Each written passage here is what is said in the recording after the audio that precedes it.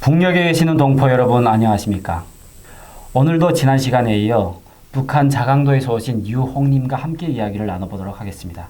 안녕하세요. 안녕하세요. 지난 시간에 북한을 탈북을 해서 중국에 오신 데까지 얘기를 하셨어요. 그리고 중국에서 이렇게 그 공동묘지에서 이렇게 그 오두막에서 자고 있다가 동생을 북한으로 먼저 들여보내고 나중에 내가 보내겠다. 이후의 얘기를 좀 해주시면 감사하겠습니다. 네. 동생을 보내고 네. 이틀 후에 만나기로 약속을 했잖아요. 네. 근데 그 이틀 동안 제가 어떤 중국 조선족 집에 들어가게 된 거예요. 근데 그분들이 말씀하시기를 한 몇 개월 정도 일을 해주면 예, 한 중국 돈을 한 200원, 300원 정도 준다고 하시더라고요.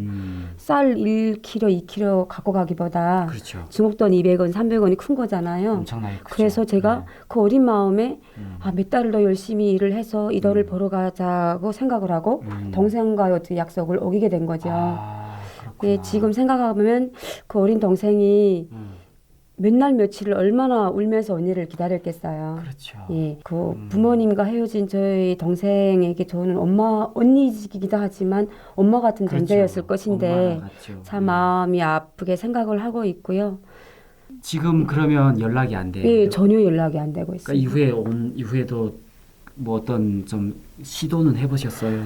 연락을 뭐 해보려고? 그 브로커를 통해서 네. 북한의 뭐 친척들 다 찾아봤고 했는데 전혀 소식이 없다 하고 있고 그래도 희망적이라고 한다면 혹시 중국으로 넘어와서 중국에서라도 살지 않을까라는 그런 기대를 가지고 있고 어디 있던 간에 살아만 있어달라라는 생각을 갖고 있긴 그렇죠. 한데 아직까지 혹시 이 방송을 동생분이 보신다면 우리 사이트에 연락을 주시면 저희가 도와드리겠습니다. 그리고 그러면 그 이후에 동생과 그렇게 그 헤어지시고 중국에서 사셨을 거잖아요. 그러면 중국에서 사시면서 북한에서 느껴보지 못했던 이거는 뭔가 너무나도 북한과 다른데? 라는 느낌 같은 게 있었나요? 그 제일 처음에 불이 오잖아요. 전기불이 자꾸 전기불이 들어오는구나. 오고 그렇죠. 저녁에 나가면 막 반짝반짝거리는 식당도 보이고 그렇죠. 이런 게 너무 신기했고요. 저는 그 라면이 그 끓이지 않고 뭐 뜨거운 물을 붓고 한 몇 분만 네네네. 있으면 먹을 수 있다는 거. 네네네. 그리고 왜 그렇게 맛있는지. 그렇죠. 예, 그게 가장 좀 놀랐던 것 같아요. 북한에도 라면이 있긴 한데 일반 주민들이 라면을 먹기는 참 너무나도 비싸고요. 평양에 대동강 즉석국수 공장이라고 라면 생산하는 곳이 있거든요. 근데 뭐 그것도 먹을만 한데 문제는 너무 적게 생산하기 때문에 평양시 수요도 잘 그 충족을 못 하고요. 그리고 양강도 같은 경우에는 보통 밀수를 많이 하다 보니까 중국 라면을 먹을 수 있지만 이자처럼 자강도 계시는 분들은 뭐 중국하고 거래가 없으니까 그렇죠. 그냥 진짜 장군님 따라 정말이죠. 북한식으로 말하면 네. 그러니까 아예 중국 물품이나 중국 음식을 먹어볼 기회가 없는 거죠. 굉장히 라면은 저는 지금도 라면 좋아해요. 물론 중국 라면이 아니라 한국 라면을.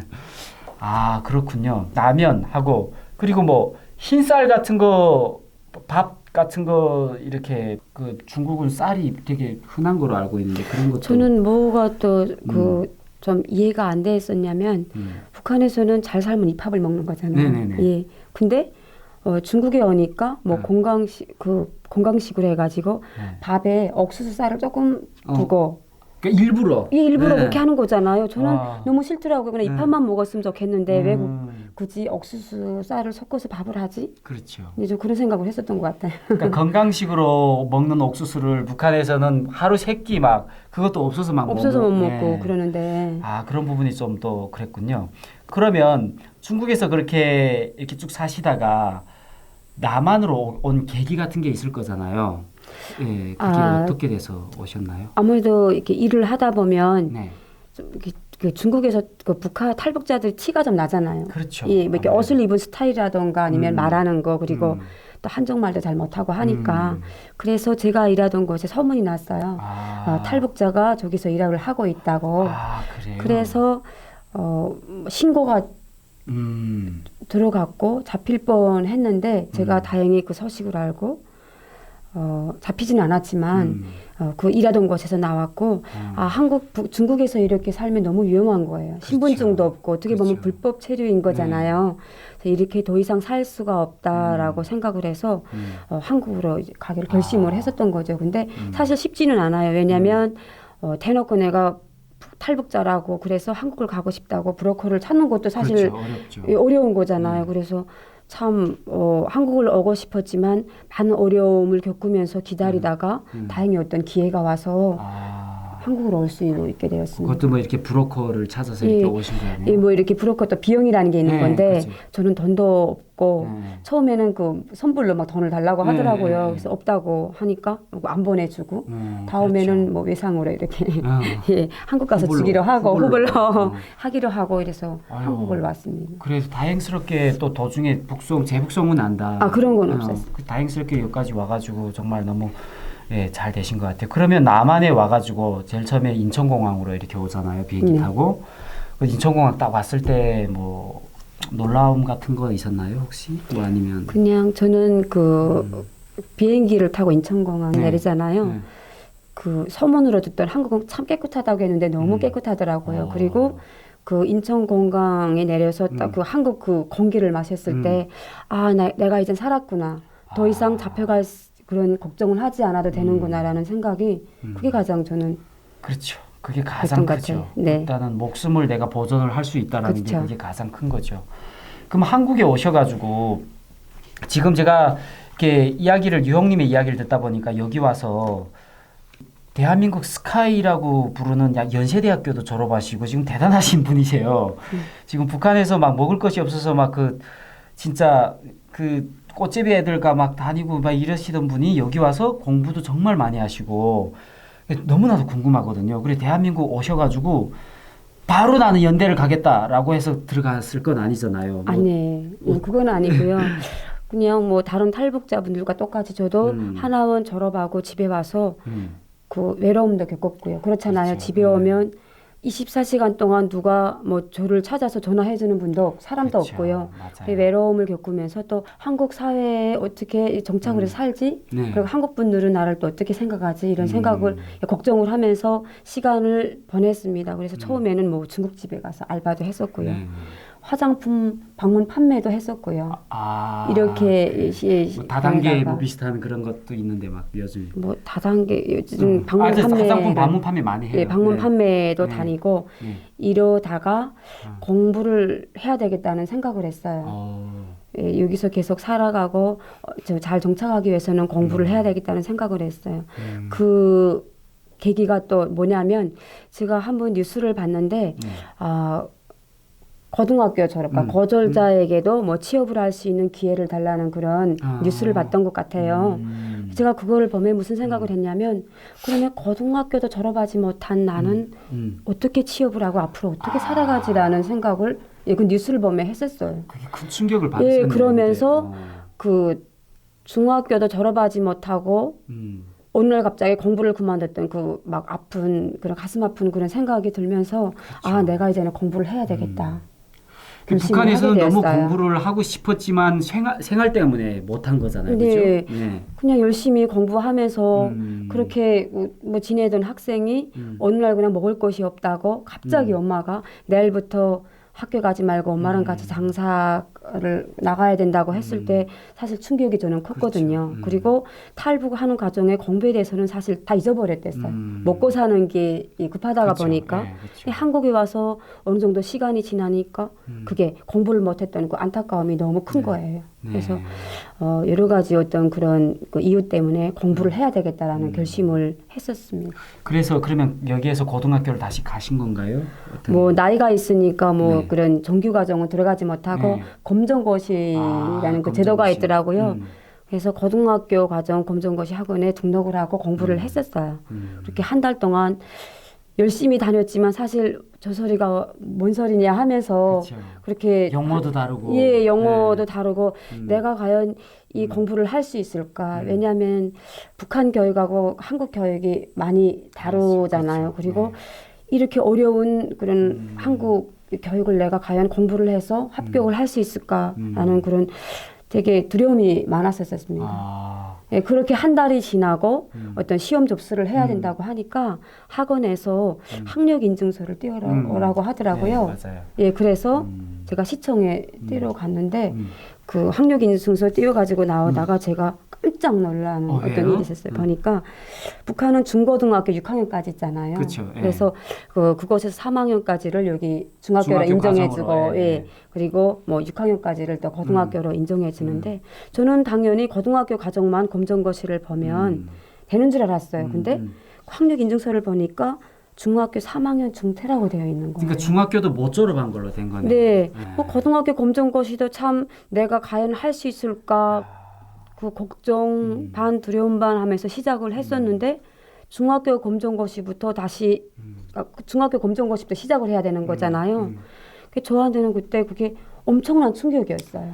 그래서 집까지 한 50분 동안 버스를 타고 오면서 정말 펑펑 울었던 것 같아요. 아, 그렇죠. 네.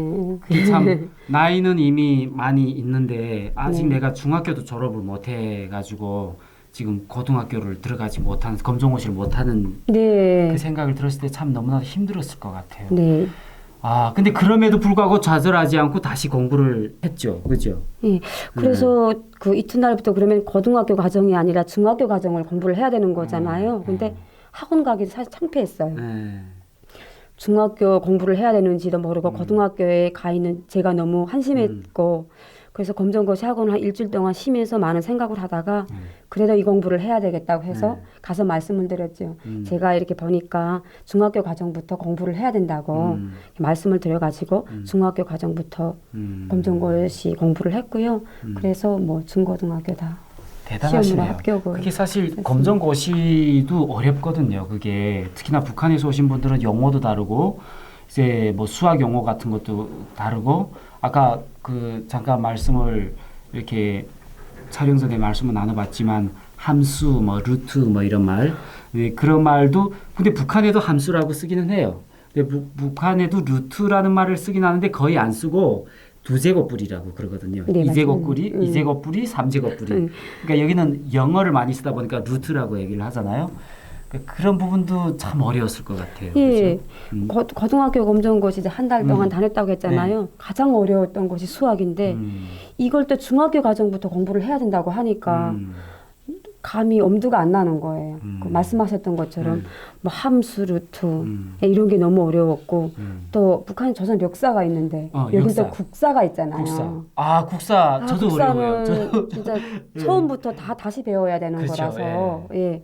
그런 것이 어려운데 중학교부터 하려고 하니까 그래서 사실 주위에서 많이 만류를 했어요. 아, 어떻게 만류를 했어요? 왜 만류를 했어요? 공부를 하겠다는데 왜 만류를 뭐 해요? 어린 나이도 아닌데 그 대학까지 가겠다는 그런 목표가 있는데 이제 언제 중학교, 고등학교 검정고시를 공부를 해서 합격을 하며 또 어떻게 대학까지 가냐라는 말을 하시는 분들이 좀 있었어요. 차라리 그냥 나가서 일을 하는 게 낫지 않을까. 공부하는 건 너무 무리다.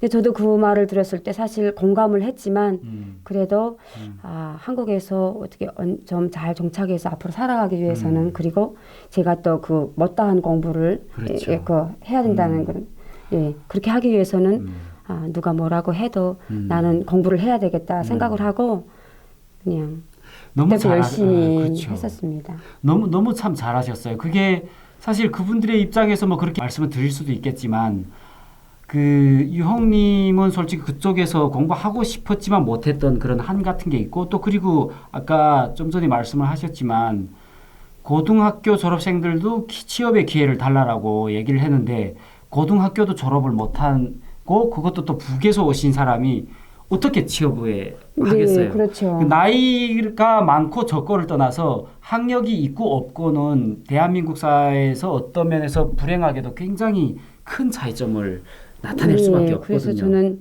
그냥 뭐 주위의 만류에도 불구하고 공부를 하겠다고 결심을 했고요. 그래서 중학교 과정부터 검정고시 공부를 해서 어쨌든 대단하십니다. 근데 심지어 그게 연세대를 가셨어요? 그 연세대를 처음부터 이렇게 연세대 이렇게 들어가신 건가요? 그 고등학교 졸업하시고? 이게 또 그 늦은 나이에 공부를 시작을 하다 보니까 빨리 대학을 가야 되잖아요. 네네, 그렇죠. 검정고시가 보통 1년에 2회 시험이 있어요. 4월하고 8월. 네. 근데 탈북자 전용 뭐 이렇게 대학 그 입학이 보통 7월에 있어요. 네네. 저는 8월에 검정고시를 봐서 합격을 해야지 대학을 지나갈 수 있는데 네. 7월에 서류 전형이 있고 네. 그래서 저는 그때 그런 에피소드가 있는데 네. 네.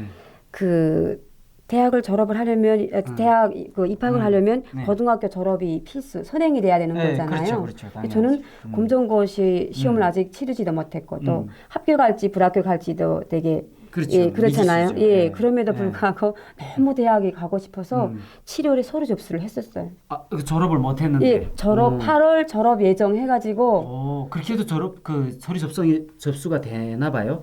면접까지 봐는 당연히 예, 탈락했죠. 그 열정이 정말 대단하시군요. 예, 그만큼 제가 정말. 너무 공부를 하고 싶었던 것 같아요. 그래가지고 그랬던 에피소드도 있었습니다. 지금 올해 졸업을 하셨다고 했나요? 작년에 졸업하셨다고. 저는 2년 전에 이미 졸업을 했어요. 2년 전, 꽤 오래 전에 하셨네요. 지금 그러면 전공이 사회복지학과라는 얘기를 들었어요. 네. 그럼 사회복지학과를 선택한 이유 같은 게 있을까요? 사회복지라는 것이 북한에서는 없잖아요. 그렇죠. 예, 그러면 없죠, 거의. 옆에서 경제학과라던가 네네. 이런 데 들어갈 거지 왜 사회복지를 선택을 하냐라고 말을 했었는데 저희가 사실 많은 어려운 과정을 겪으면서 네. 한국에 왔잖아요. 네. 그래서 저는 사회복지라는 것이 어떻게 보면 그런 뭐 도움이 필요한 사람들에게 도움을 주는 그렇죠. 것이 사회복지인데 네, 맞아요. 이 공부를 해서 그런 사람들에게 도움이 되고 싶다라는 생각을 해서 굳이 사회복지를 선택을 멋지다. 했고요. 진짜. 그 대부분 보통 내가 어떻게 하나 잘 먹고 잘 살겠다라는 그런 학과를 선호를 하는 게 일반적인 예인데 내가 공부를 해서 어려운 사람, 다시 말해서 나 같은 뭐 북한 사람이라든지 아니면 뭐 어르신이라든지 사회적 약자를 돕기 위해서 그렇게 선택했다는 거잖아요. 되게 멋지신 것 같아요. 지금 그러면 그 대학원 준비를 하신다고 들었는데 대학원은 등록금 같은 거 지원해 주나요? 대학 학부까지만 지원해 주는데 대학원은 안 해요? 지원 안 되는 걸로 알고 있습니다. 대단하다. 근데 그거를 본인이 하시겠다는 그 열정이 정말 너무 대단한 것 같네요. 대학교에 제일 처음에 들어갔을 때 어려움 같은 게 뭐 있었나요? 제가 대학을 들어갈 때 그 좀 어려움이라고 하면 먼저 걱정이 앞섰어요. 뭐냐면 그 한국 학생들하고 공부를 해야 되는 거잖아요. 네. 그러면 그 학생들이가는 내가 탈북자라고 했을 때 그들이 어떻게 받아들일까. 그리고 또 거의 띠동갑 차이가 나다 보니까 그렇죠. 나이 차이도 많지. 그리고 세대 차이도 있을 건데 그걸 또 제가 어떻게 극복을 하지. 그런 걱정을 가지고 대학에 들어갔어요. 근데 처음에는 많이 어려웠습니다. 네. 하지만 먼저 다가갔어요. 무조건 먼저 다가가서 인사하고 그렇게 하면서 그 좀 어려움을 제가 걱정했던 것을 극복을 했고요. 또 그냥 열심히 하는 모습을 보였던 것 같아요. 예를 들자면 점모임, 네, 점모임. 예, 그리고 뭐 과제 이런 거 할 때도 웬만하면 설선수범하려고 했었고 부족하지만 예, 그렇게 열심히 노력을 하고 이러다 보니까 또 주위 한국 친구들도 저와 잘 지내게 되고 또 그런 것이 또 자신감으로 되더라고요. 그래서 굉장히 자존감도 높으시고 정착을 잘 하시는 것 같아요. 제가 감히 뭐 잘했다 못했다 평가하긴 그렇지만 일반적으로 북에서 오신 분들이 본인이 북에서 왔다라는 그것에 굉장히 어떤 일종의 폐해의식 같은 거를 좀 많이 갖고 있는 분들이 불행하게도 좀 있거든요. 그래서 보통은 자기가 북한에서 왔다라는 사실을 숨기고 그게 대학교였던 일반 모임이었던 숨기고 일종의 약간 그 가면을 쓰고 사는 것 같이 그렇게 사는 분들이 굉장히 많아요. 저도 그랬어요. 네. 그랬었어요? 저도 그랬어요. 저도 네. 근데 처음에 가서 이렇게 소개를 하니까 북한 딸 주민이라는 것을 어떻게 말을 안 하고 할 수도 없더라고요. 처음에 자기 소개가 있어가 자기 소개 시간이 있었기 때문에 탈북자라고 말할 수밖에 없었고요. 그렇지만 그 어떤 그 교양 과목이라는 거 들을 때는 저희 사회복지과 학생들이 아니면 사실 탈북자라는 걸 잘 모르거든요. 그렇죠. 그럴 때는 많이 숨겼던 것 같아요. 그럴 때는 가능하면 안 말하려고. 안 말하려고. 예, 좀 근데 슬펐던 것 같아요. 그렇다 할지라도 본인이 스스로 소개를 할 때 탈북민이라 말을 하신 거잖아요. 네. 근데 보통 일반 그런 타이밍이라 할지라도 안 하는 분들이 꽤 있거든요. 강원도에서 오셨다고, 나는 강원도에서 태어난 사람이라고, 이런 분 진짜 많이 봤어요. 제가 그 관련해서 제가 석사학위 논문 썼거든요. 그거 관련해 가지고 강원도에서 왔다거나 중국 조선족이라고 하거나, 그러니까 이런 거를 그 속이다 보니까 결국에는 나중에는 이게 더 속일 수가 없는 상태까지 가다 보니까 스스로 이렇게 스트레스를 받고 이렇게 자살 기도를 했던 분들도 있었어요. 그래서 저는 개인적으로 그런 분들이랑 특히나 다른 탈북민들을 보면 내가 북한에서 왔다는 것을 소개를 했을 때 설령 그게 차별을 받는다 할지라도 스스로 자신을 드러내는 게 더 좋다고 저는 얘기를 하거든요. 왜냐하면 그걸 얘기를 하는 순간 나는 더 자신을 드러내므로 인해서 다른 사람들한테 나는 탈북자니까 이런 거야 라고 당당하게 말할 수 있게 되거든요. 그런 면에서 굉장히 대학 생활을 잘 하신 것 같아요. 근데 저도 정착 초기에는 그랬어요. 택시 타면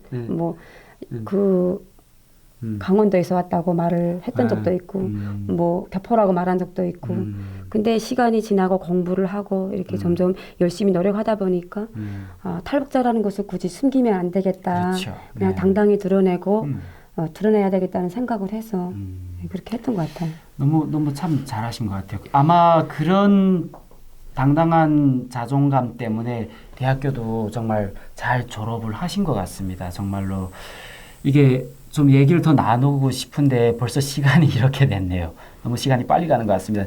못다한 대학생활 이야기, 그리고 앞으로 또 그 유홍님이 하고자 하시는 일, 이런 부분을 다음 시간에서 더 얘기를 나누고 싶은데요.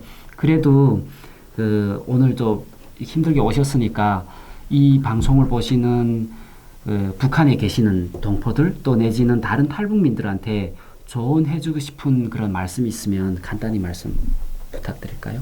예, 북한에 계시는 분들에게 한 말씀 드린다고 하면 사실 저희가 북한에서는 세뇌 교육을 받으면서 뭐 수령과 당과 수령이 그렇죠. 최고인 줄 알고 살았잖아요. 근데 그들은 우리에게 배고픔을 줬고요. 그렇죠. 저 같은 사람은 공부도 할 수 없는 그런 아픔을 줬던 것이 바로 그런 것인데요. 여러분들도 어떤 이런 저희들의 어떤 방송을 보면서 남한 생활이 우리 탈북민들한테는 제일 처음에 왔을 때 굉장히 어떤 천국 같은 그런 느낌으로 다가오지만 그렇다 할지라도 남한 생활도 결코 자본주의 생활이 쉽지만은 않습니다.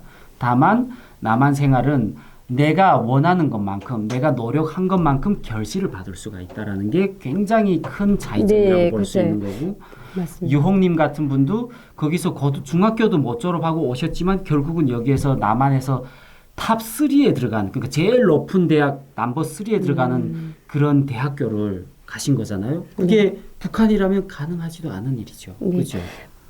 제가 북한에서는 신분이 좋지 않아서 학교 생활을 제대로 하지도 못했고 또 배고픔도 많이 겪었고 이랬는데 이게 한국을 옴으로써 저에게는 기회였던 거잖아요. 그래서 물론 한국에 온다고 모든 것이 그냥 주어지는 것은 아닙니다. 맞습니다. 하지만 감사하고 또 열심히 노력하면 이것은 분명히 기회의 땅이라는 것은 그렇죠. 분명한 사실이잖아요. 네, 맞습니다. 네, 너무나도 이렇게 좋은 말씀, 그리고 또 이 방송을 듣고 계시는 모든 분들, 탈북자 분들도 그렇고 저기 북한의 북녘 동포들도 정말 어떤 미래에 대한 희망을 주는 메시지인 것 같습니다. 오늘 너무 좋은 말씀 너무 감사드립니다. 감사합니다. 네, 감사합니다. 감사합니다.